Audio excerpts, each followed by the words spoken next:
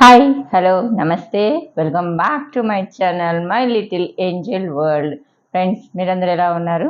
నేను చాలా చాలా బాగున్నాను. మీరు కూడా చాలా చాలా బాగుండాలని మనస్ఫూర్తిగా దేవుడిని కోరుకుంటున్నాను. ఇంకా ఈరోజు టాపిక్ ఏంటంటే, నేను చాలా వీడియోస్ విన్నాను, చాలామందిని చూశాను, అండ్ జనరల్ టాపిక్ కూడా అదేంటంటే తల్లిదండ్రులది తప్పు తప్పు తప్పు అని అంటారు. అసలు ఏంటిది తప్పు తల్లిదండ్రులది? నాకు అర్థమే కాదు.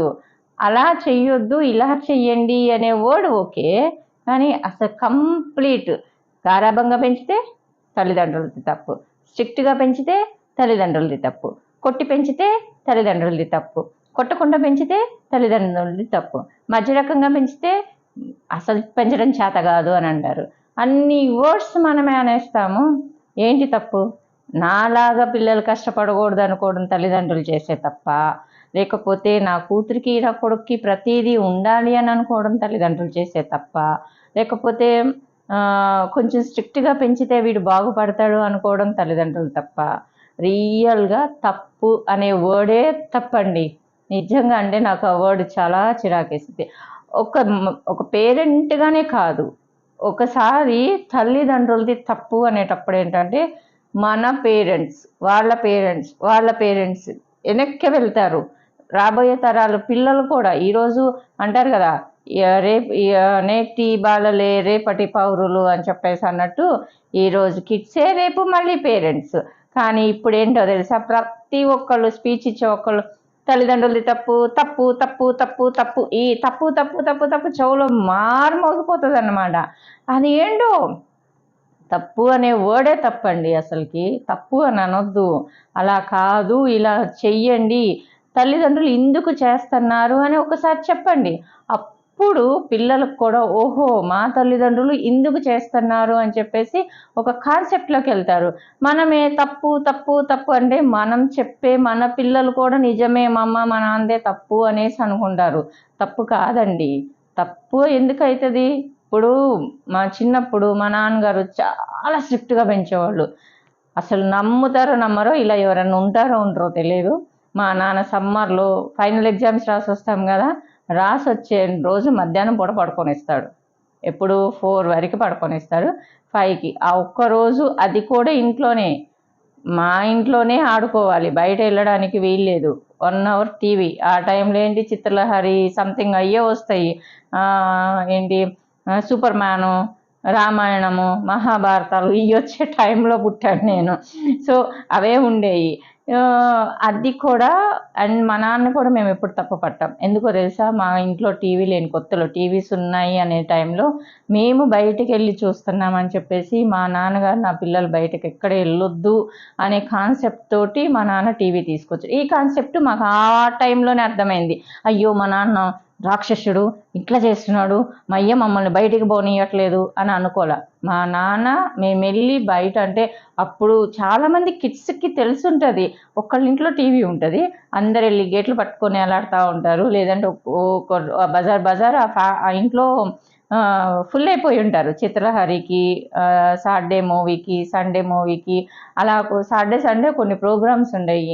ఆ స్పెషల్ ప్రోగ్రామ్స్కి ఈ ఫుల్ వాళ్ళ హాల్ వరండా సంథింగ్ అంతా ఫుల్ అయిపోయేది అనమాట. అలా ఒకనొక టైంలో మా నాన్నగారు మేము బయట నుంచోవడం చూసి, నా పిల్లలు ఎవరో ఇంటి ముందు గేటు మీద నుంచోవడం ఎందుకు అనేసి మా నాన్న ఆ రోజు ఆయన దగ్గర ఉందో లేదో తెలియదు, కానీ నా పిల్లలు బయట వెళ్ళొద్దు అనే కాన్సెప్ట్ తోటి మా నాన్న మాకు టీవీ తీసుకొచ్చి ఇచ్చాడు. మేము అది ప్రౌడ్గా ఇప్పటికీ ఫీల్ అవుతాం. మా నాన్న ఆ రోజు అది తప్పు అని నేను అన్నాను, కానీ మా నాన్న సమ్మర్లో ఫైనల్ ఎగ్జామ్స్ అయిపోతాయి కదా, 1వ తరగతి కానీ 2వ తరగతి కానీ 10th కానీ ఇంటర్ కానీ వాట్ ఎవర్ ఇట్, నువ్వేమన్నా చదువు, దానిలో ఫైనల్ ఎగ్జామ్స్ అయిపోయాక లాస్ట్లో మాత్రం ఓ రోజు నిద్రపోనిచ్చి నెక్స్ట్ డే మార్నింగ్ 4కి టంగన గంట కొట్టేవాళ్ళు.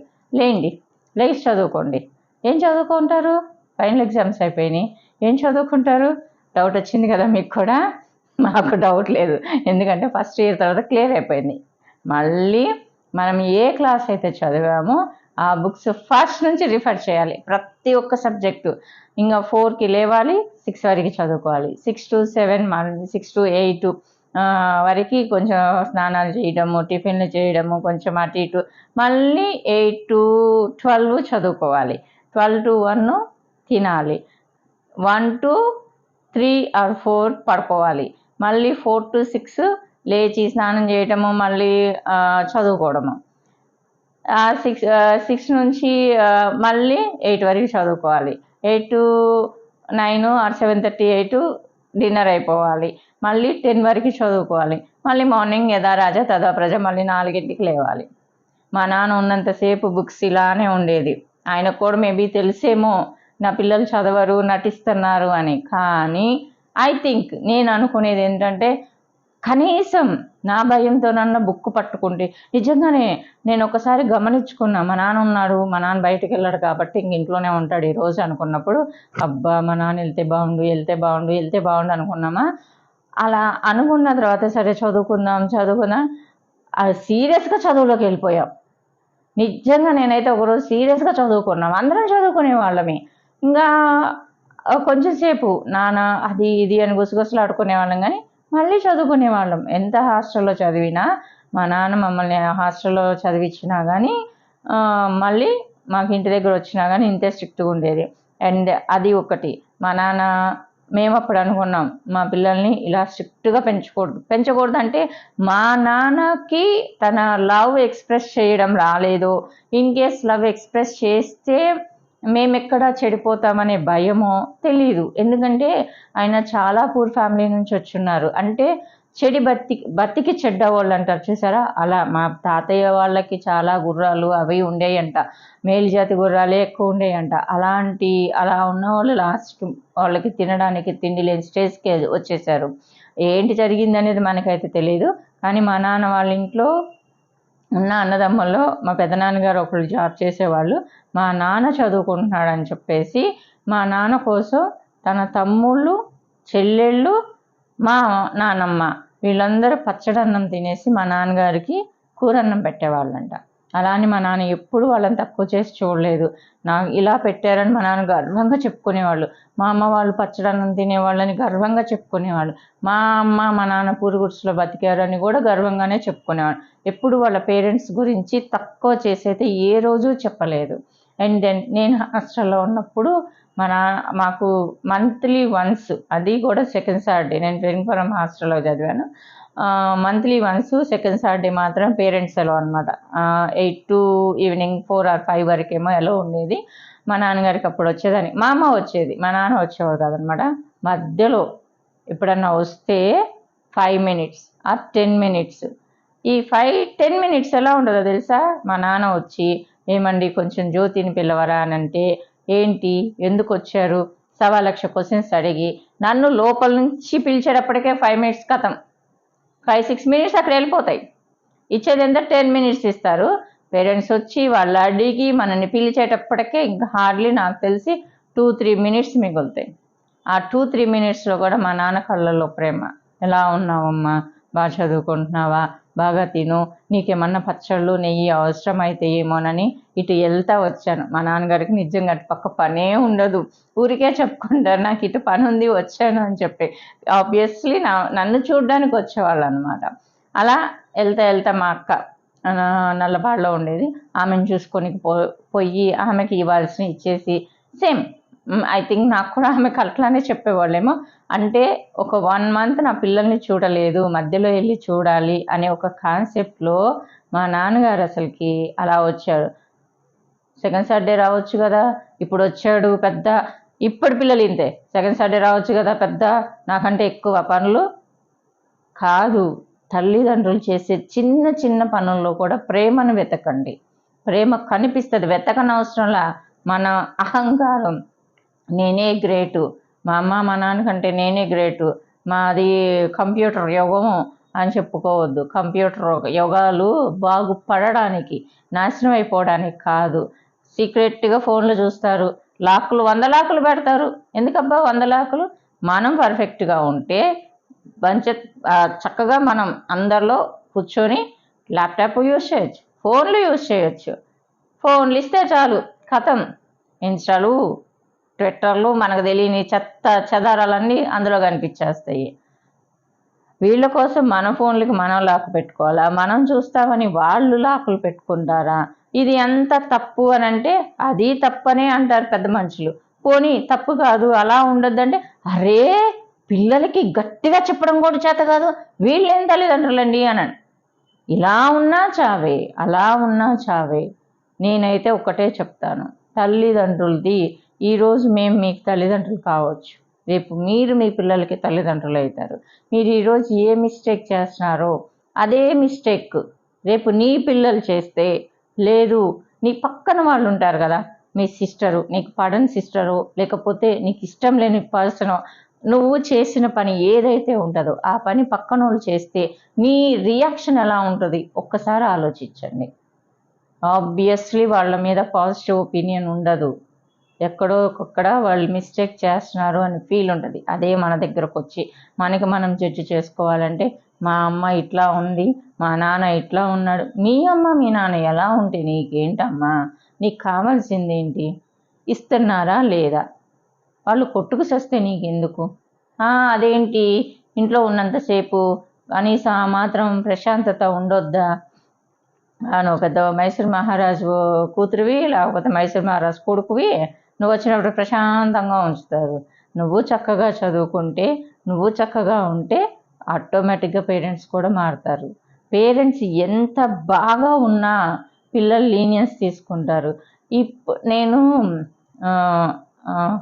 చక్రవాకం సీరియల్లో ఒక ఆమె ఉండిద్ది, చక్రవాకం మొగల్ రేకులు, ఐ థింక్ జేమ్స్ తను అంటే పేరెత్తను. ఆమె ఒక ఇంటర్వ్యూలో చెప్పింది, నా కొడుకు నన్ను పేరు పెట్టి పిలుస్తాడు అని చెప్పింది. నాకు నిజంగానే కోపం వచ్చిందబ్బా.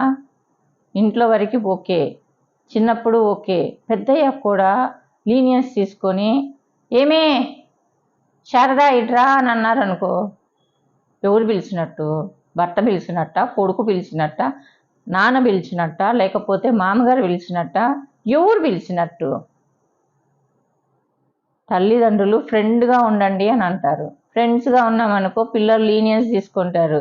ఏంటి అనేసి అమ్మల్ని కొట్టడం, నాన్నల్ని తిట్టడం, ఏంట్రా అనేసి. ఫ్రెండ్స్గా లేకపోతే మా అమ్మ మా నాన్న మాతోటి క్లోజ్గా ఉండరు, మమ్మల్ని ఫ్రెండ్లాగా ట్రీట్ చేయరు. ఒకటి అంటారు, 5 సంవత్సరాల వరకు మహారాజులాగా పెంచాలి, 5 to 10 years ఆర్ 15 years సేవకుల్లాగా పెంచాలి, 15 to 25 అబౌవ్ ఇంకా 15 అబౌవ్ నుంచి ఫ్రెండ్స్ లాగా ఉండాలి అంటారు. కర్మ ఏంటంటే ఇప్పుడు పిల్లలకి ఫ్రెండ్స్కి పేరెంట్స్కి డిఫరెన్స్ తెలియట్లా. ఫ్రెండ్లాగా ఉండాలి, కానీ తల్లిదండ్రులకి కూడా గౌరవం ఇవ్వాలి. అందరిలో పట్టుకొని ఏం మాట్లాడుతున్నామో తెలియకుండా అన్నీ మీకే తెలిసినట్టు మాట్లాడితే అది చాలా తప్పు ఉంటుంది. పేరెంట్స్ చాలా కష్టంగా తీసుకుంటారు. ఇప్పుడున్న చనువు రేపొద్దున మన ముసలోళ్ళు అయ్యాక ఇంకా చనువు ఉంటుంది. అప్పుడు ఏంటంటే ఆ చనువుకి మర్యాద ఉండదు, గౌరవం ఉండదు, భయం భక్తి ఉండదు. కాబట్టి తల్లిదండ్రులు మిమ్మల్ని ప్రేమించినంత మాత్రాన తల్లికి తండ్రికి ఒక చిన్న గీత ఉంటుంది, నీకు నీ తల్లిదండ్రులకి ఒక చిన్న సన్నని గీత ఉంటుంది. Give respect and take respect. తల్లిదండ్రుల నుంచి మనం రెస్పెక్ట్ కోరుకోని అవసరం లేదు, కానీ మనం మన తల్లిదండ్రులకి ఇస్తే ఆటోమేటిక్గా తల్లిదండ్రులు కూడా పిల్లల్ని అంతే గౌరవంగా, అంతకంటే ఎక్కువ ప్రేమగా చూస్తారు. ప్రేమగా చూస్తున్నారు, అన్నీ కొనిస్తున్నారు అంటే చేతగాని వాళ్ళు కాదమ్మా, చేత అయిన వాళ్ళు. వీళ్ళు ఏ కష్టాలు పడొచ్చారో ఆ కష్టాలు మీకు కాకుండా చెయ్యాలి అనేసి వీళ్ళ ఒపీనియన్. ఇంకొకటి, తరతరాలు తినేంత ఆస్తి సంపాదించొద్దు పిల్లలకి. నీ కూతురు, నీ కొడుకు, వాళ్ళ పిల్లలు, వాళ్ళ పిల్లలు, వాళ్ళ పిల్లలు, నీ పిల్లల్ని ఏం చేద్దామని? చవట సన్నాసులైతేనే నువ్వు ఆస్తులు కూడా పెడతావు. నీ జనరేషన్ వరకు చాలు, నీ పిల్లోడుకో కట్నం ఇచ్చేంత చాలు, లేదా నీ మనవాళ్ళకి గిఫ్ట్ మనీ ఇచ్చేంత చాలు. తరతరాలు తిన్నా కూర్చొని తరగనంత ఆస్తి కూడబెట్టాలి అని అంటే నీ పిల్లలు చేత కానీ సన్నాసులు కాబట్టి అని నువ్వు ఒప్పుకున్నావు కాబట్టే నువ్వు వాళ్ళ కోసం అహర్నిశలు కష్టపడి సంపాదించి నీ సంతోషాన్ని, నీ ఆరోగ్యాన్ని, నీ తిండిని మొత్తాన్ని సర్వం నువ్వు అక్కడ తాకట్టు పెట్టి నీ పిల్లల్ని ఎందుకు పనికిరాని చవటల్లాగా తయారు చేస్తున్నావు. ఎంతవరకు అంటే అంతవరకే ఇవ్వండి అమ్మా, చదివించండి. చదువుకు మించిన ఆస్తి ప్రపంచంలో ఇంకెవ్వరికీ లేదు. ఇక్కడ నేను ఒకటి చెప్తున్నాను, వ్యూస్ కోసం కాదు. నేను ఈ మధ్య చూస్తున్నాను ఆయన వ్యూస్. నా అన్వేషణ ప్రపంచయాత్రికుడు అని చెప్పేసి ఒక అతను ట్రావెలర్, తెలుగు ట్రావెలరు, మేబీ బహుశా అందరికీ తెలుసుంటాడు. అతను ఒక మాట ఎప్పుడు చెప్తాడు, నేను విన్న 3-4 వీడియోస్లో తను ఒకటే మాట బాగా చదువుకోండి, బాగా చదువుకోండి, బాగా చదువుకోండి, బాగా చదువుకోండి, చదువుకోండి, చదువుకోండి, చదువుకోండి. ఆయన ప్రపంచాన్ని చుట్టేస్తున్నాడు కదా. మీరు కూడా యూట్యూబ్లోకి రండి, యూట్యూబ్లోకి రండి, యూట్యూబ్లోకి రండి. ఆన్లైన్లో బోల్డు అవకాశాలు ఉన్నాయి, చదువు సందే వద్దు, వదిలేసి మీరు బాగుపడండి అని ఎందుకు చెప్పట్లా? చదువు ముఖ్యమమ్మా. చదువుకు మించిన ఆస్తి ప్రపంచంలో ఇంకేమీ లేదు. బంగారం, డబ్బులు అన్నీ ఎవరైనా దొంగతనం చేస్తారేమో, కానీ మన దగ్గర ఉన్న విద్యని ఎవ్వరు దొంగతనం చేయలేరు. ఇంకా పైపెచ్చు పంచే కొద్దీ పెరుగుతుంది. పంచే కొద్దీ మన దగ్గర పెరిగే ఆస్తి ఏదన్నా ఉంది అని అంటే అది మన విద్యనే, అంతకు మించి ఇంకేం లేదు. కాబట్టి ఇలా చెప్పండి, తల్లిదండ్రులు అలా చేయొద్దు, ఇలా చేయొద్దు, అమ్మ తల్లిదండ్రులు ఇలా ఉండండి, అలా ఉండండి, మీ పిల్లల కోసం మీరు ఇలా చేస్తున్నారు, అది అర్థమయ్యేలాగా చెప్పండి అని తల్లిదండ్రులు తప్పు తప్పు తప్పు అని అంటే వినే ప్రతి ఒక్క పిల్లలు నిజమే మా అమ్మలో ఈ తప్పు ఉంది, నిజమే మా నాన్నలో ఈ తప్పు ఉంది, ఆ తప్పులే చూస్తున్నారు. కానీ వాళ్ళు పెంచే ప్రేమని, పంచే ప్రేమని, చూపించే కేరింగ్ని ఏది వాళ్ళు లెక్కలోకి తీసుకోవట్లేదమ్మా. కాబట్టి దయచేసి ఎవరైనా చెప్పేది ఉంటే అమ్మమ్మలు కానీ, నాయనమ్మలు కానీ, అత్తలు కానీ, పిన్నలు కానీ, పెద్దలు కానీ, పెద్దమ్మలు, చిన్నమ్మలు, బాబాయిలు, బావలు ఎవరైనా చెప్పేది ఉంటే మీ అమ్మకి, మీ నాన్నకి నీకు పెంచడం చేత కాదు అనే మాట వాడొద్దు.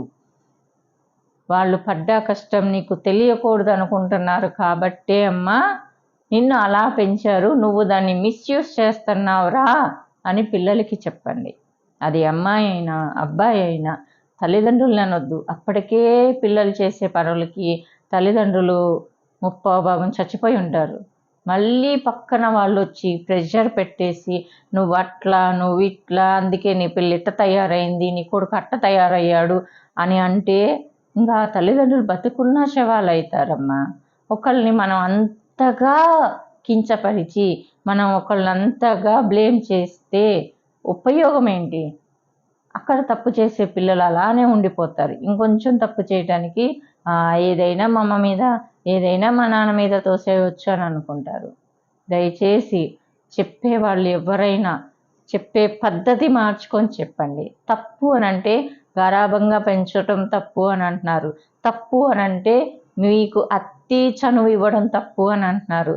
తప్పు తల్లిదండ్రులది తప్పు అని అంటున్నారు అని అంటే మీకు వాళ్ళ కష్టాలు తెలియకుండా పెంచుతున్నారు. అంతేగాని వాళ్ళేదో తప్పు చేసి వాళ్ళకి పెంచడం రాకో, వాళ్ళకి తినడం రాకో, వాళ్ళకి అనుభవించడం రాకో, లేకపోతే వాళ్ళకి నిన్ను స్ట్రిక్ట్గా ఉంచడం రాకో కాదు.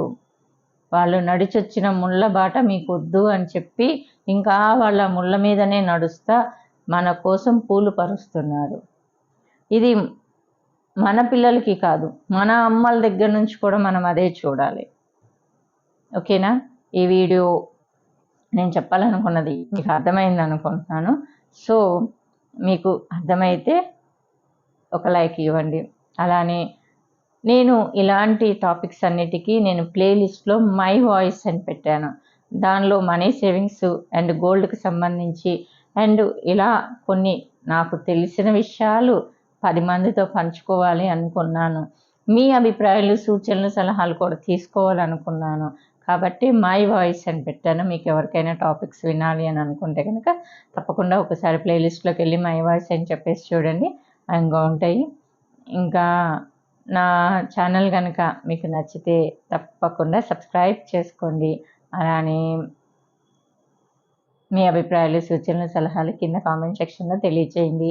అలానే ఇంకా ఏ టాపిక్స్ మీద నేను చెప్పాలి అనుకుంటున్నారు అనేది కూడా మీరు ఒకసారి నాకు కామెంట్ సెక్షన్లో తెలియచేయండి. ఓకేనా? Thanks for the watching. Bye bye. Take care. See you soon again.